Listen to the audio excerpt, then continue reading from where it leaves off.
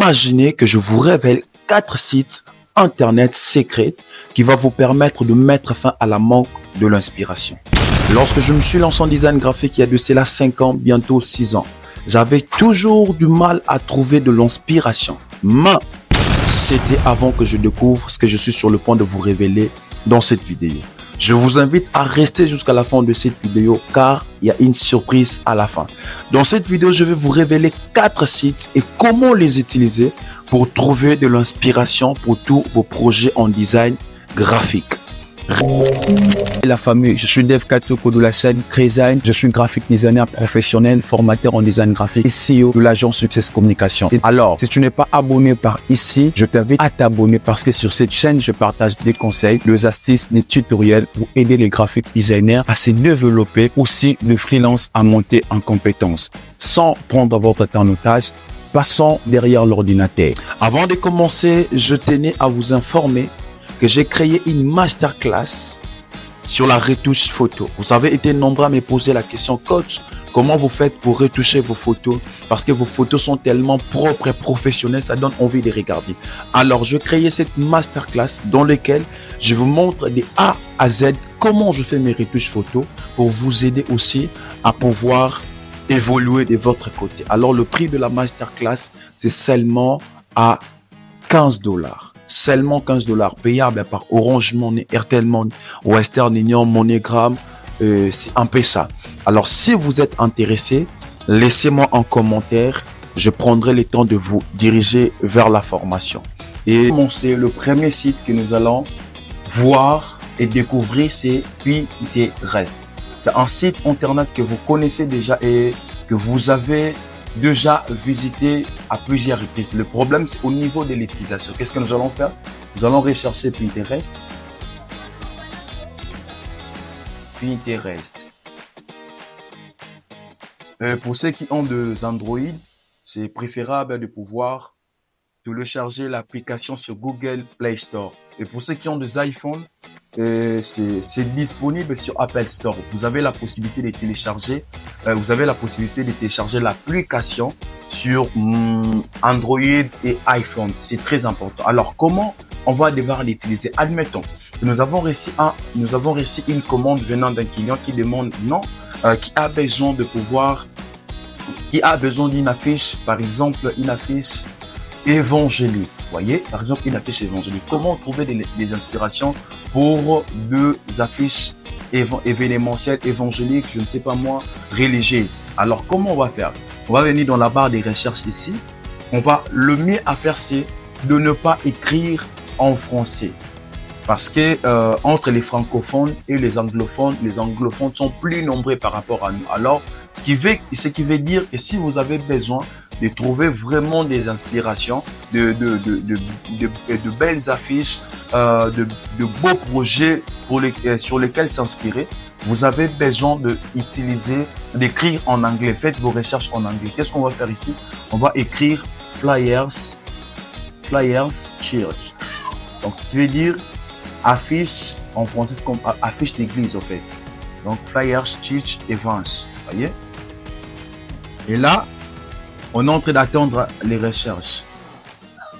Voyez, là, on a deux affiches qui apparaissent. Donc, il y a un tas de projets ici qu'on peut utiliser pour s'inspirer. Donc, et ici, ce que vous devriez savoir, par exemple, si j'ouvre cette affiche ici, vous allez voir qu'il y a encore d'autres suggestions. Donc, là, ici, il est question de s'inspirer, pas question de faire du plagiat. Donc, il est question de s'inspirer. Surtout, c'est très important de vous inspirer. Lorsque vous vous lancez en design graphique, le problème, c'est que on ne vous apprendra pas tout. Alors, comment faire les affiches évangéliques sur le prophétique? Là, il faut faire des recherches. Voyez? Par exemple, ici, il y a plusieurs types d'affiches ici.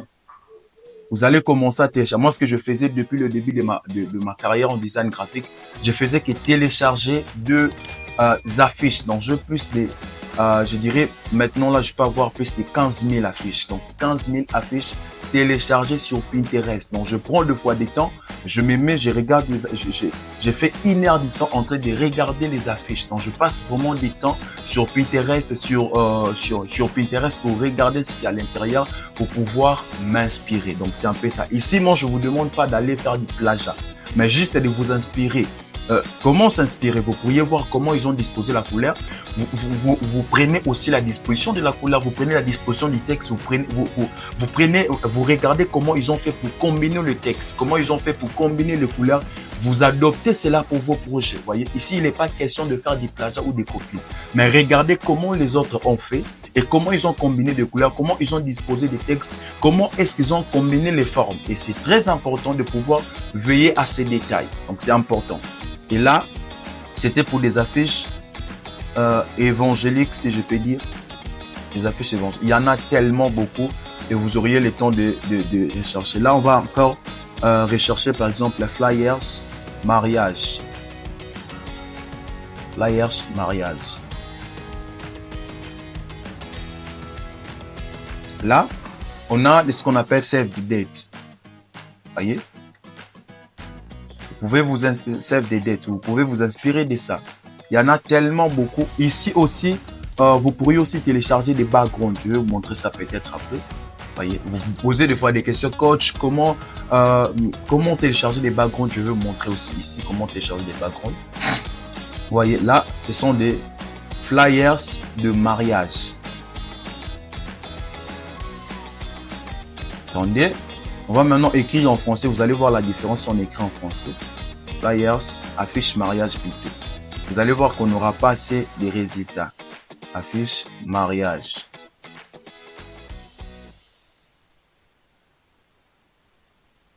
Bon, c'est presque pareil, mais ici, vous voyez, il y a un peu des trucs non pas professionnels, donc c'est un peu bizarre. Genre, c'est genre des trucs, c'est pas assez professionnel. Contrairement aux résultats qu'on avait avant. Et comment télécharger les backgrounds on peut écrire aussi flyers anniversaire. Vous allez voir pour vous inspirer. Flyers anniversaire. On entre. Et là, on a de flyers d'inspiration. Des anniversaires. Donc, c'est très important. Maintenant, comment télécharger les backgrounds? Écrivez seulement, à la place d'écrire arrière-plan, il faut écrire background. Background. Et là, qu'est-ce qu'on va faire? On peut écrire flyers church. Pour dire que je cherche les backgrounds des affiches évangéliques. Les affiches ecclésiastiques, si je peux dire ça. Voyez? Là, ça apparaît.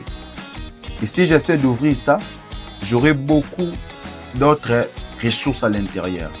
Donc, prenez le temps de vous amuser. Si je me mettais à vous expliquer comment utiliser vraiment à fond Pinterest, ça va vraiment prendre beaucoup de temps alors que j'avais prévu de parler des 4 sites. Alors, le prochain site, c'est, j'espère qu'aussi c'est un site que vous connaissez déjà, c'est Behance.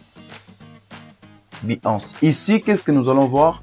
Sur Behance, nous allons découvrir comment trouver de l'inspiration pour la conception de miniatures, la conception des identités visuelles, la création de la charte graphique et la création du portfolio.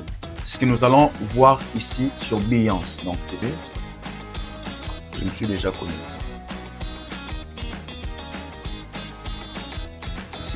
Je me suis déjà connecté là. Déjà connecté. Alors, qu'est-ce qu'on va faire en premier ici? On va devoir rechercher. Par exemple, si on doit faire la conception d'une miniature YouTube, d'une vidéo YouTube, comment trouver de l'inspiration? Vous vous êtes rendu compte que je n'ai pas fait ces recherches-là sur Pinterest parce que sur Pinterest, il n'y a pas assez de miniatures professionnelles. Maintenant, ici, ici, je vais vous montrer comment...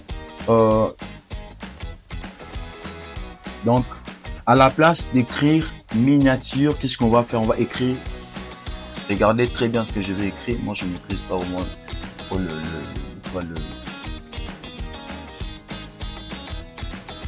Qu'est-ce qu'on va faire? À la place de rechercher miniature, écrire miniature YouTube parce qu'on n'aura pas de résultats. Si j'essaie miniature YouTube, regardez ce qu'il va donner. Si j'écris miniature YouTube, miniature YouTube. Vous voyez, à la place, et quand je fais ça, miniature YouTube, il n'y aura pas, waouh. Donc, à la place de pouvoir faire ça, regardez ce qu'on va faire. On va écrire Tomb. Regardez très bien ce que je vais écrire. Tomb Banai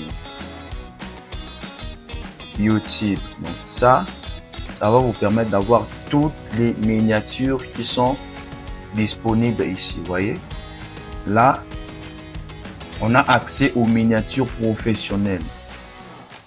Regardez, qu'est-ce qu'on va faire d'abord? Regardez, on va venir ici. On ouvre à l'intérieur. Une fois que c'est ouvert, regardez. Et on va voir. Donc là, il y a toutes ces miniatures réalisées. Vous voyez?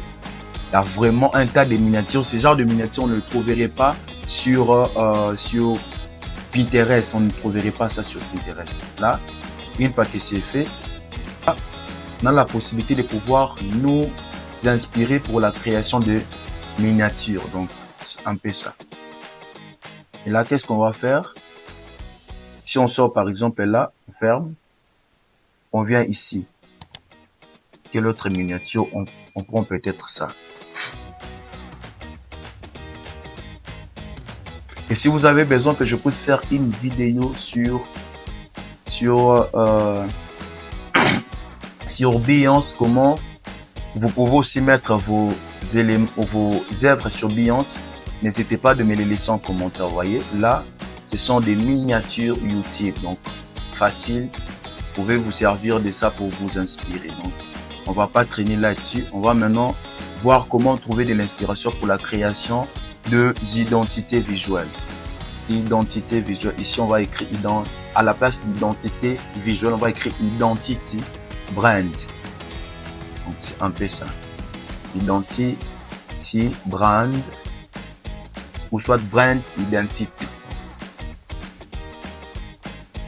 Vous voyez, là, on a des identités visuelles sur lesquelles on peut s'inspirer. Ici, ce que j'aime plus, c'est si vous avez vraiment besoin des identités, de créer des identités visuelles minimalistes, c'est ici que vous allez devoir trouver de l'inspiration. Donc, vous voyez, là, par exemple, ça, c'est vraiment chouette. Waouh, waouh. Ça, vraiment, c'est joli, ça. C'est vraiment professionnel, ça. Waouh. Surtout, ça appartient à qui? Ça appartient à Roy. Donc, c'est un peu ça. Ici, en tout cas, c'est professionnel, je vous dis. Donc, si vous voulez vous inspirer de ça. Donc, patientez là, la connexion bug un peu. Waouh. Vous voyez? Là, c'est une charte graphique que vous êtes en train de voir. Waouh. C'est vraiment super, ça. Waouh. Waouh. Donc, si vous avez besoin de vous inspirer pour la création des identités visuelles, surtout des logos minimalistes, donc c'est ici. À la place d'écrire identité visuelle, écrivez identity branding ou branding identity. Chart. Non, on doit écrire graphique. Graphique. Chart. Charter. Logo. Waouh. Là, on a des chartes graphiques.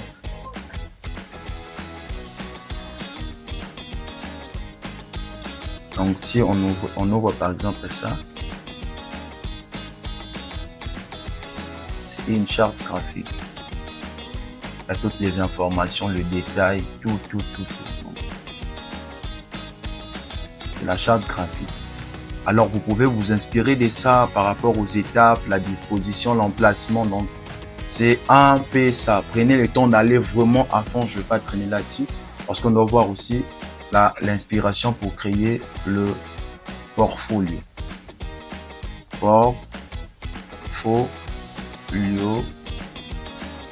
Portfolio design. Donc, là, le portfolio qui apparaît pour 2020. En tout cas, j'aime cette esthétique. On va voir portfolio. Le portfolio. Là, c'est un portfolio. On va essayer de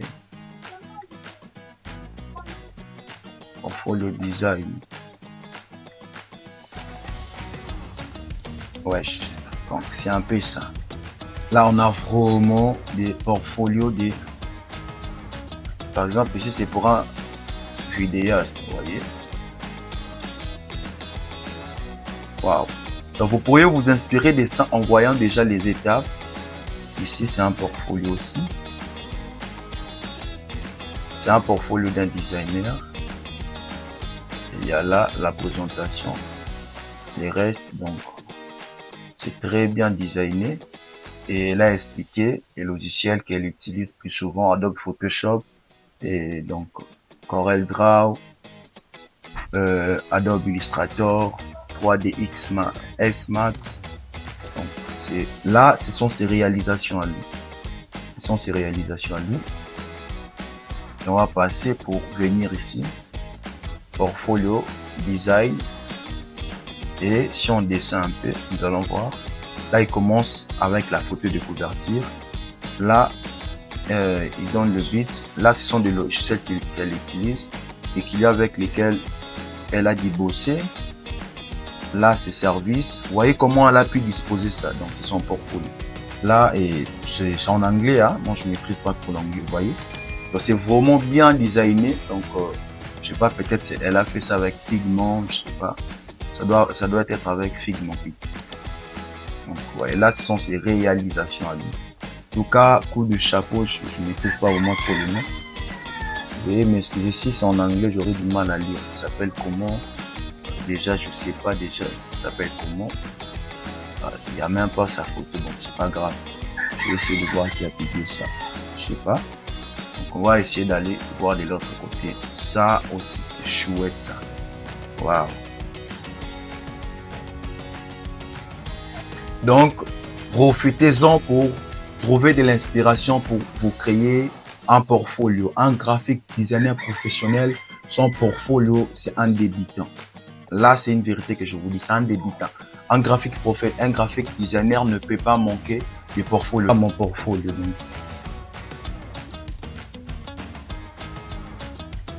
Il a mon portfolio. Il est là, mon portfolio. Donc, il y a toutes mes réalisations. Bien que c'est pas vraiment à jour, je compte le mettre à jour. Alors, on va passer au prochain site. Le prochain site, c'est un site que vous connaissez aussi. C'est Dribble. Donc, Dribble avec 2B. Dribble. En attendant la connexion.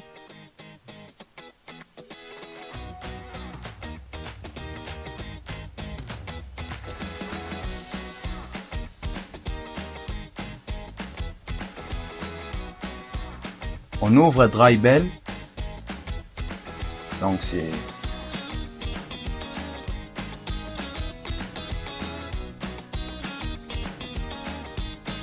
alors on est là sur Dribble. Et là on va continuer avec Dribble. Ici nous allons faire pareil pareil comme on a fait avec Beyoncé. On va venir simplement ici, peut-être pour l'identité, on va écrire brand,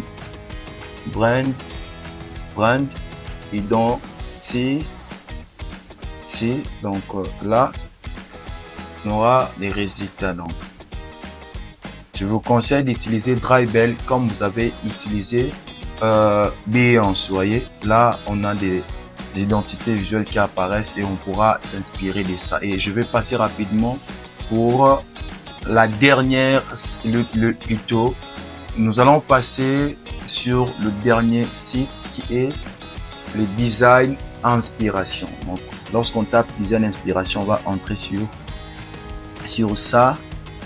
Les logos en noir ici, design inspiration. Là, on a écrit 2. Donc là, qu'est-ce qu'on va faire? On va devoir taper en anglais. Par exemple, on peut écrire brand, identité encore. Donc, on va voir. Il y a encore un tas des identités visuelles qui vont apparaître. Et c'est vraiment riche. Je vous invite à vous abonner sur cette chaîne